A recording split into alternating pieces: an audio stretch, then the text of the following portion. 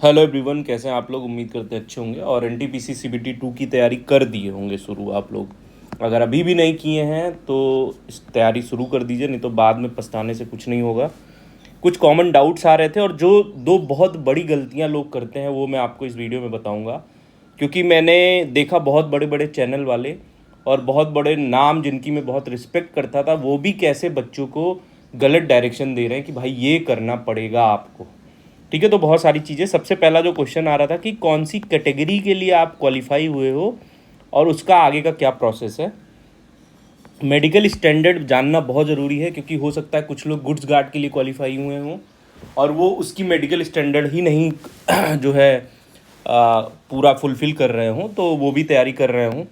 Computer के बारे में क्या आपको पढ़ना है, कितने क्वेश्चंस आते हैं, बहुत सारे भाइयों ने कमेंट किया है।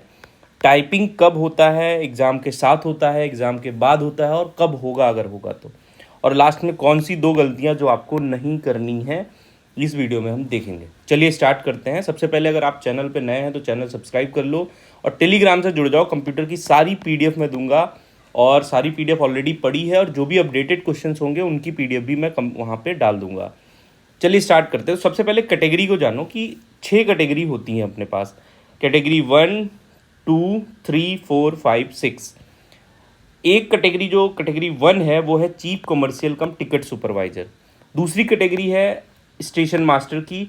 तीसरी है गुड्स ट्रेन मैनेजर की। और चौथी है जूनियर अकाउंट असिस्टेंट कम टाइपिस्ट और सीनियर क्लर्क कम टाइप। अब सवाल आता है कि आप कौन सी कैटेगरी के लिए क्वालिफाई हुए हो और ये कैसे पता करोगे। तो पहले तो आपने अपना स्कोर कार्ड देख लिया होगा सबने, और स्कोर कार्ड में आपके अपने मार्क्स पता चल गए होंगे। ठीक है, मार्क्स पता जब चल गए तो फिर आपको जो आपका कट ऑफ वाला आप अपने जोन का वो देखेंगे, उसमें आपको पता चलेगा कि आप कौन कौन सी कट ऑफ क्वालिफाई कर रहे हो।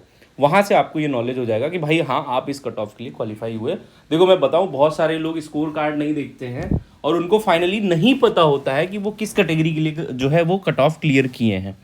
बाद में उनको दिक्कत होती है। अब आगे का क्या होता है, चीफ कमर्शियल कम टिकट सुपरवाइजर में आपको सीबीटी 2 बस देना है, और जो फाइनल कट ऑफ आएगी इसमें और कोई सीबीएट नहीं है। स्टेशन मास्टर में साइको देना पड़ता है आपको, साइको का एक सीबैट होता है, वो चीज़ आपको देना पड़ता है। गुड्स ट्रेन मैनेजर में भी सीबीटी 2 के बाद फाइनल रिजल्ट आता है, कोई और चीज़ नहीं करनी होती है। ठीक है, उसके बाद जूनियर अकाउंट असिस्टेंट कम टाइपिस्ट में, इसमें टाइपिंग देना पड़ता है आपको और इसमें भी टाइपिंग देना पड़ता है। ठीक है, आगे हम बात करते हैं कि मेडिकल स्टैंडर्ड क्या है। देखो मेडिकल स्टैंडर्ड क्या होता है, एक पूरी कंप्लीट वीडियो भी हम बनाए हैं, उस अपने मेरे चैनल पे अपलोड है, आप वहाँ पे जाके देख सकते हैं कि A2 B2 क्या होता है, इसमें क्या क्या चीज़ें डिमांडेड होती हैं। जो मेडिकल स्टैंडर्ड रेलवे में यूज़ होता है, ए में A1 सबसे तगड़ा, फिर उससे नीचे A2 A3, फिर B1 B2 B3। ये ऊपर से नीचे जो हम आ रहे हैं ये सबसे तगड़ी कैटेगरी होती है। A1 में आपका क्या क्या क्वालिफिकेशन, क्या क्या चाहिए, वो सारी चीज़ें।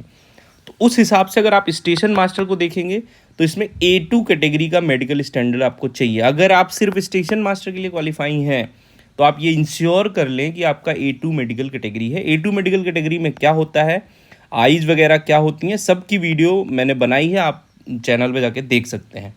उसी तरीके से गुड्स ट्रेन मैनेजर में भी A2 चाहिए, चीफ कमर्शियल कम टिकट सुपरवाइजर में B2 चाहिए, जूनियर अकाउंट असिस्टेंट कब C2, ये दोनों बहुत लोअर हैं, इसमें आराम से आदमी का हो जाता है अगर ज़्यादा इशू नहीं है, और ये भी थोड़ा अच्छा वाला मेडिकल स्टैंडर्ड है। तो ये तो पहले भाई इंश्योर कर लो कि आप कौन से मेडिकल स्टैंडर्ड में आप जा रहे हो।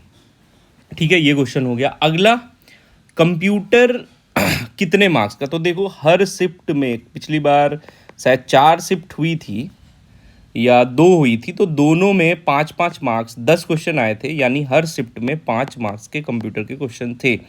आप इसको इग्नोर नहीं कर सकते, क्योंकि 50 में 5 मार्क्स आप इग्नोर कर दिए तो 45 में फाइट करोगे, तो इसमें 2-3 मार्क्स तो आपको लाना ही लाना है। उसके लिए आपको क्या करना है, पूरा इतिहास नहीं पढ़ना है सब कुछ, ये 4-5 टॉपिक अगर आप पढ़ लोगे तब भी आपका काम हो जाएगा। MS वर्ड, MS एक्सेल और MS पावर पॉइंट, मतलब ये MS ऑफिस का जो पैकेज है वो, उसके साथ साथ सॉफ्टवेयर डिटेल में आपको पढ़ना पड़ेगा। फिर कुछ शॉर्टकट्स पढ़ लेंगे तो आपके काम लगभग हो जाएंगे। ठीक है, बाकी इंटरनेट वगैरह भी है, सब कुछ है, मैंने अपने चैनल पे 8 से 10 घंटे की वीडियो में पूरा कंप्लीट करा दिया है, वहाँ पे देखेंगे, बस थोड़ा ध्यान से देखना पड़ेगा। वो सब चीज़ें नहीं है जो एकदम हलवा वाली चीज़ें हैं, और ना ही पेपर में वो हलवा वाली चीज़ें आती हैं। तो जो आपने अभी तक पढ़ा है वो पढ़ लो, रिवाइज कर लो, उसके बाद मेरे जो चैनल पर वीडियो पढ़ी एक बार जाके देखो, अच्छी लगती तो देखो, नहीं लगती तो कोई बात नहीं, आप जहाँ से पढ़ना है वहाँ से पढ़ लो, लेकिन पढ़ो, कहीं से भी पढ़ना है, आपको पढ़ना है, ठीक है। उसके बाद टाइपिंग देखो, कंप्यूटर जो भी आप CBT 2 देने जाएंगे, हो सकता है जो पहली बार देने जा रहे हो उनको ये चीज़ इंश्योर कर लो कि टाइपिंग या CBET साथ में नहीं होता है। जैसे SSC में टाइपिंग साथ में होता है, तो इसमें टाइपिंग और CBET साथ में नहीं होता, इसीलिए इतना टाइम भी लगता है। तो जब CBT 2 का रिजल्ट आता है, फिर उसके बाद टाइपिंग या CBET साइको के लिए बुलाया जाता है, ठीक है। तो ये चीज़ याद रखो, अभी शायद 30 सितंबर आपकी डेट टाइपिंग की आई है साइको की, तो 30 सितंबर को आपकी टाइपिंग होगी, और इंग्लिश या हिंदी किसी एक सब्जेक्ट, किसी एक लैंग्वेज में आपको टाइपिंग देनी होती है, ठीक है। ये चीज़ याद रखना आप, इंग्लिश या हिंदी में, इंग्लिश में 30 वर्ड पर मिनट और हिंदी में 25 वर्ड पर मिनट आप दे सकते हैं मंगल वगैरह पे, ठीक है। तो ये इजीली, इंग्लिश में तो इजीली 1-1.5 महीने में आ जाता है बच्चों का स्पीड, लेकिन पहले फ़िलहाल आपको CBT 2 पे ध्यान देना है। अब 2 कॉमन मिस्टेक जो आपको नहीं करनी है, मैं आपको ये स्ट्रिक्टली बता रहा हूँ, चाहे बड़ा भाई मान के समझ लीजिए या एक मेंटर मान के समझ लीजिए या कुछ भी मान के समझ लीजिए, आपको कोई भी कोचिंग का पैकेज अभी CBT 2 के लिए नहीं लेना है, ये चीज़ आप समझ लो। क्यों? क्योंकि 20-25 दिन में आप खुद का रिवाइज करोगे कि कोचिंग का रिवाइज करोगे, खुद से पूछो।